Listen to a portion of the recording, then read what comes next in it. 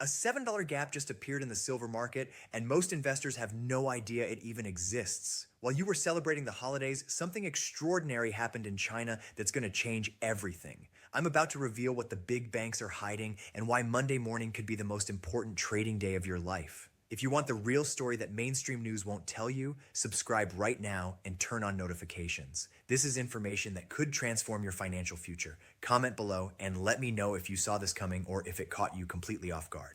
During the holiday season, while you enjoyed festivities, something remarkable occurred. Western trading floors sat empty and dormant, yet across the Pacific, the Shanghai Gold Exchange, Earth's largest physical silver marketplace, documented a transaction that should concern everyone. Physical silver exchanged hands at $82 per ounce. This wasn't theoretical. This wasn't derivatives. Actual metal transferred ownership at that figure. Meanwhile, every Western screen displayed $74.87. Kitco showed it. Bloomberg confirmed it. Your investment platform agreed. A $7 chasm existed between Shanghai's reality and Western perception. This divide will either create fortunes or obliterate portfolios completely. Before proceeding further, understand this clearly. Nothing presented constitutes investment guidance. You bear full responsibility for financial choices. Conduct independent investigation. Consult qualified experts. Never risk funds essential for survival. My purpose involves revealing market mechanics obscured from public view. Why does this $7 discrepancy exist? Most investors misunderstand precious metals operations. These markets function continuously, but not uniformly. The COMEX in New York dominates price discovery for silver. Futures trading establishes benchmark values. Christmas Day shut down COMEX completely. London's LBMA closed simultaneously. For 36 consecutive hours, Shanghai stood alone as the sole major venue actively exchanging physical silver. During that window, absent Western banking interference, absent algorithmic suppression, absent typical paper contract manipulation, genuine physical silver pricing emerged naked and undeniable. $82. That represents real cost when acquiring actual metal, not shuffling contracts electronically. Consider Monday's opening bell. That $7 void must resolve somehow. Two paths exist, both carrying massive implications. Should Western quotations surge $7 upward matching Shanghai, every trader positioned against silver faces margin liquidation. Forced purchasing on enormous scale could potentially drive silver toward $90 or beyond within hours. However, the alternative scenario destroys wealth. If COMEX launches with massive paper contract dumping, if major commercial institutions flood markets with selling pressure forcing quotations downward, Shanghai must follow. Everyone who purchased physical metal in China at $82 suddenly holds inventory worth less than purchase price. That's the Monday danger. You won't identify which direction the gap closes until reaction becomes impossible. This $82 Shanghai print wasn't random occurrence. Pressure built for months, approaching critical breaking point. Silver gained 158% throughout 2025, the largest annual increase since 1979. We're witnessing the biggest movement in 46 years. This transcends typical bull markets. Fundamental market architecture is shifting. Physical supply collapsed entirely. Shanghai Futures Exchange warehouses currently store merely 531,000 kilograms of silver. That's the lowest stockpile witnessed across a decade. The U.S. Mint exhausted silver coin inventory. The Royal Canadian Mint cannot maintain silver bar availability. Dealers throughout North America operate under allocation for weeks, literally unable to obtain metal for customer sales regardless of demand. Industrial purchasers cannot cease buying silver.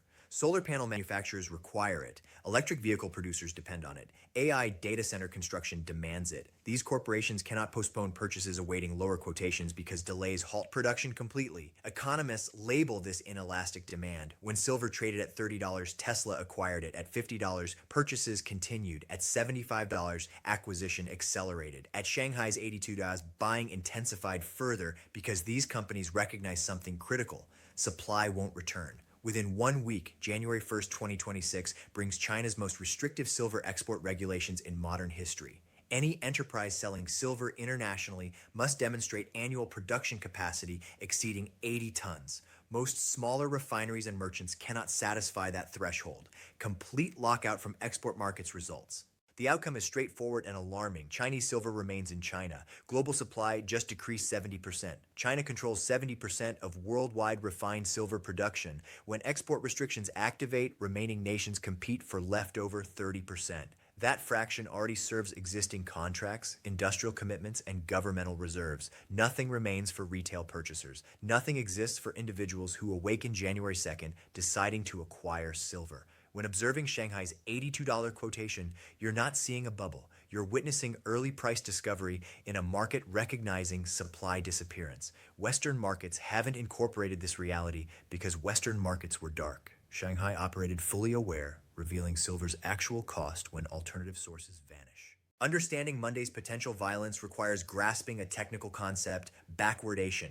Normal commodity markets price futures higher than spot. This makes logical sense. Agreeing to deliver silver 6 months forward costs more than today's price due to storage, insurance, and financing expenses. That premium for future delivery, called contango, represents normal market conditions. When markets enter backwardation, everything reverses. Spot price for immediate delivery exceeds futures pricing. That's abnormal. That signals extreme stress. People willingly pay more for silver today than for promises of silver 6 months forward. They distrust the promise. They doubt silver will actually exist in 6 months. Silver remained in backwardation throughout China for weeks. Despite $7 premium over COMEX futures, buyers continued paying. They pay $80 for silver held immediately rather than $75 for potential March delivery. That reveals everything about confidence levels. The physical market distrusts paper market delivery capabilities. Circumstances grow suspicious. Thanksgiving night, November 28, 2025, CME Group, operating the COMEX Futures Exchange,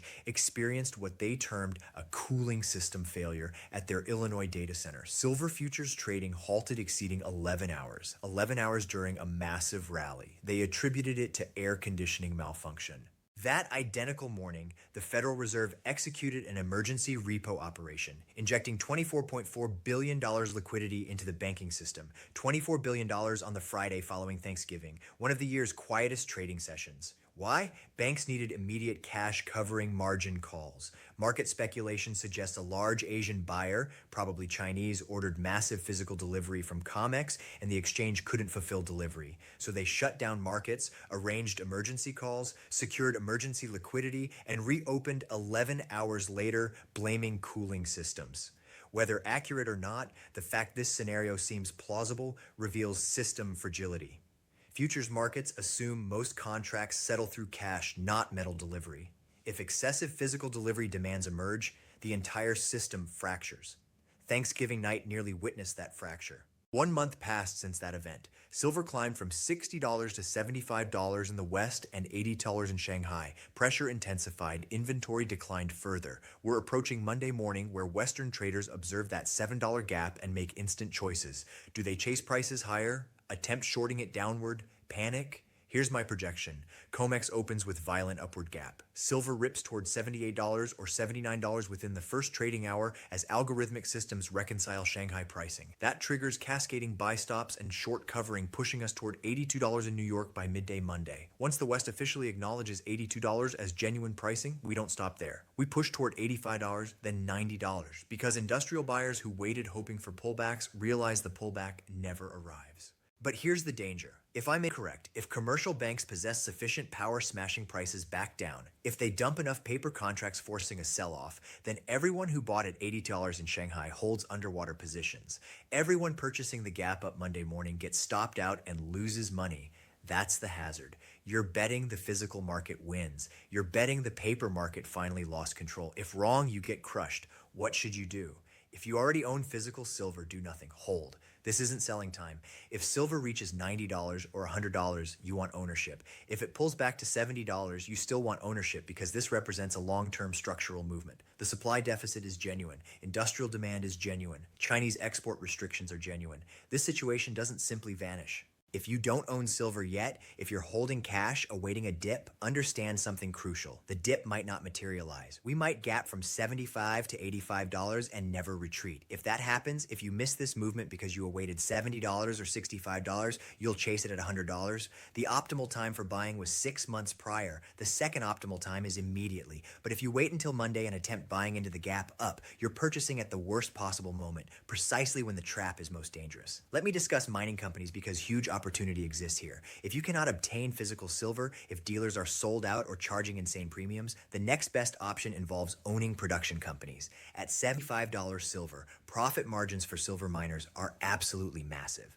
A typical primary silver miner has all-in sustaining costs around $20 per ounce. That includes mining, refining, overhead, everything. At $30 silver, they were barely profitable. At $50 silver, they were doing okay. At 75 silver, they're printing money. At $82 silver, they're making 60 to profit per ounce. Consider what that does to their stock valuation. A miner producing 10 million ounces annually just went from making $80 million profit at $30 silver to making $600 million profit at $82 silver. That's a 7 times increase in earnings. But have their stock prices increased 7 times? No. Most have doubled or tripled, but they haven't repriced to the new reality yet. The market remains skeptical, still waiting to see if this price is real. But once Monday morning's gap confirms that $82 is the floor, once the West admits Shanghai is correct, those mining stocks are going to explode. The beautiful thing about miners is they're liquid. You can buy them, you can sell them. You're not dealing with premiums or shipping delays or storage fees. You just click a button and own a piece of a silver mine generating $60 per ounce in free cash flow. But you have to be selective. Not all miners are equal. You need ones that are unhedged, meaning they haven't locked in future sales at lower prices. You need ones in safe jurisdictions because if silver hits $100, governments will start talking about windfall taxes or nationalization. And you need ones with low debt because high leverage works both ways. If silver pulls back, leveraged miners get destroyed. Now let's discuss what happens if I'm correct. If silver gaps up Monday and holds above $80, what comes next? I think we're looking at a 3-stage movement. Stage 1 is gap fill and confirmation. That's Monday through Wednesday. We gap from $75 to $80, maybe $80. We consolidate and hold. The shorts cover, algorithms recalibrate. By Wednesday, $80 is the new floor. Stage 2 is industrial panic. That's the remainder of December into January. Chinese export restrictions go live. Supply tightness becomes undeniable. Industrial buyers who thought they could wait start placing orders at any price. We grind from $80 to $90, then $90 to $95. This stage is slower, not a panic spike, just relentless buying with no sellers. Stage 3 is public mania. That's when silver breaks $100 and makes the front page of every financial news site. That's when your uncle, who hasn't thought about silver since 2011, calls asking if he should buy. That's when ETFs see massive inflows. That's when momentum traders pile in, and that's when we go from $100 to $120, maybe $150 in weeks.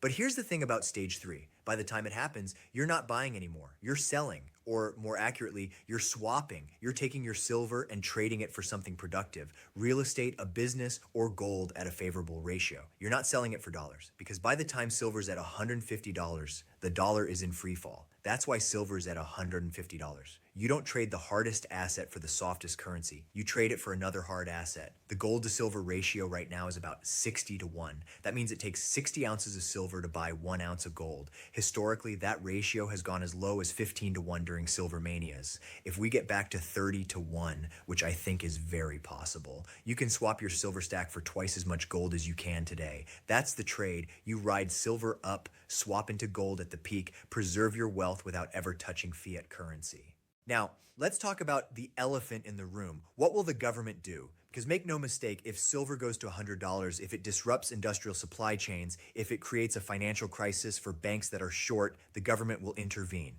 They have to. They can't let a commodity market blow up the derivatives complex. So what tools do they have? First, they can raise margin requirements on futures contracts. They've done this before. In 1980, when the Hunt brothers tried to corner the silver market, COMEX raised margins to 100%. You had to put up the full value of the contract just to hold the position. That killed the rally and forced liquidation. They'll do it again if necessary. Second, they can implement position limits. They can say no single entity can hold more than a certain number of contracts. This prevents hoarding and short squeezes. It gives commercials breathing room. It's a blunt tool, but it works. Third, they can declare force majeure. This is the nuclear option. The exchange or clearinghouse declares that due to extraordinary circumstances, they cannot fulfill their obligations. Contracts get settled in cash at a price they determine, not the market price. If you're long silver at $100 and they declare force majeure and settle you out at $80, you just lost 20% and there's nothing you can do. This is why physical silver in your possession is so critical. They can manipulate the paper price. They can change futures exchange rules. They can halt trading. They can force cash settlement, but they cannot take metal out of your safe. If you hold it, you own it. When the dust settles, when contracts are unwound and lawsuits are filed and new rules are written, the person holding physical metal wins. Now, I want to address something I keep seeing everywhere. People asking, should I wait for a pullback? Should I wait for silver to come back down to $70 or $65 before buying? I understand the logic. Nobody wants to buy the top. Nobody wants to buy at $82 and watch it drop to $70. But here's what you're not considering. What if it doesn't pull back? What if Monday gaps up and we never see $75 again? Think about it. Shanghai's price is $80. Western price is $75. That gap has to close. It closes by Shanghai coming down or New York going up. If you're waiting for a pullback, you're betting Shanghai comes down. You're betting Chinese buyers suddenly lose interest. That industrial demand evaporates. That export restrictions don't matter. Do you really think that's happening? Or is it more likely New York catches up to Shanghai? That Western traders wake up Monday and realize they've been wrong, that the paper price has been suppressed, that the real price is $82 and going higher. If that's what happens, and I think it is, then waiting for a pullback is the same as waiting to miss the move entirely. Let me tell you what happened in 2020. Silver was trading at $12 in March of 2020. Refineries shut down because of COVID. Physical premiums exploded. You couldn't buy a Silver Eagle for less than $25 even though spot price said $15. People waited for premiums to come down. They waited for the market to normalize. By the time it did, spot was at $30. The pullback never came. People who waited paid double. This is the same setup, but bigger. Refineries aren't shut down because of a virus. They're shut down because there's no metal. Premiums aren't high because of temporary demand. They're high because of structural deficit. And the gap between physical and paper isn't $2. It's $7. If you wait, you're going to pay more, not less. Now, I want to be very clear about something. I'm not telling you to buy silver. I'm not your financial advisor. I don't know your situation or risk tolerance. What I am doing is laying out facts as I see them and explaining the mechanics of what's happening. You have to make your own decision. Always do your own research. Consult with qualified professionals. Never invest money you can't afford to lose. But if you're asking what I would do, here it is. If I didn't own any silver, I'd be buying right now. Not all at once, not going all in at $75, but scaling in, buying a little bit every day regardless of price, because I believe the trend is up. And I believe the risk of missing the move is greater than the risk of a short-term pullback. If I already owned silver, I wouldn't be selling. I'd be holding and being patient, because even if we pull back to $70, even if Monday is a disaster and the gap closes down instead of up, the long-term trajectory is clear. The supply deficit is real. Industrial demand is real. Chinese restrictions are real. This is a multi-year bull market, and we're still in early stages. And if I was looking for leverage, if I wanted to amplify returns, I'd be looking at miners. Not ETFs, not junior explorers with no revenue. I'd be looking at established producers with low costs, strong balance sheets, and exposure to rising silver prices. Because when this really gets going, when we're at $100 silver and mainstream media finally pays attention, those stocks could be up 500 to 1,000%. Let me paint you a picture of Monday morning. You wake up and check your phone. Silver is trading at $78 in pre-market. It gapped up $3 overnight. You're excited, nervous, wondering if you should buy. By the time markets officially open, it's at $80. Momentum is building. Shorts are covering. Algorithms are chasing. Within an hour, it's at $82, matching Shanghai's price. Now the question is, does it stop there or keep going? If it stops, if $80 is the top and we spend days consolidating, then okay, you have time. You can wait and watch. But if it doesn't stop, if it blows through $82 and hits $85 by lunch, then you're chasing. And chasing is how you lose money. The trap is not knowing which scenario plays out until it's too late. That's why it's called the Monday morning trap. The decision you make in the first hour of trading could define your next 12 months. Do you buy into strength and risk a pullback? Do you wait and risk missing the move? There's no perfect answer, only the choice you make and consequences that follow. What I can tell you is this. People who win in markets like this aren't the ones who time the bottom perfectly. They're the ones who recognize the trend early and have courage to act on it. Silver at $75 is expensive compared to 6 months ago, but it's cheap compared to where it's going 6 months from now. The question is whether you believe that, and if you believe it, whether you're willing to act on it. We're living through the greatest wealth transfer in modern history. The currency system is failing, paper markets are breaking, physical assets are becoming unobtainable. People who understand what's happening, who position themselves correctly, are going to come out wealthier than they imagined. But people who sit on the sidelines, who wait for permission, who need absolute certainty before acting, they're going to be left behind. Silver hit $82 while markets were closed. That's not a headline, that's a signal. It's a message from the physical market to the paper market saying, we don't care what your algorithms think silver is worth. We know what it costs to get it, and the cost is $82. The question now is whether the paper market accepts that message or fights it. My guess is they fight. They'll try to smash it back down. They'll flood the market with sell orders. They'll raise margins. They'll do everything to regain control. But I don't think it works this time. Physical demand is too strong. Supply deficit is too severe. Chinese restrictions are too binding. And when the paper market finally admits defeat, when they accept that $82 is the floor and not the ceiling, that's when this goes parabolic. That's when we go from $82 to $90 to $100 in weeks. And if you're not positioned by then, you're not getting positioned, because once mania starts, once the public piles in, premiums go insane. You'll be paying $120 for a silver eagle when spot is at $100. The window closes fast. Here's what you need to understand. The Monday morning trap isn't just about Monday. It's about the entire next phase of this bull market. It's about whether you recognize what's happening and act accordingly, or whether you hesitate and miss it. People who bought at 25 and held through volatility are sitting on 300% gains. People who waited for a pullback that never came are still waiting.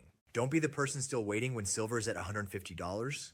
Don't be the person who looks back in 2 years and says, I knew it was going up, but I didn't buy. Because that regret is worse than any short-term loss. You can recover from buying at the wrong price. You can't recover from not buying at all. The choice is yours. The information is in front of you. The mechanics are clear. The catalysts are real. What you do with that information is up to you. But whatever you decide, decide fast, because Monday morning is coming, and when it does, the trap snaps shut.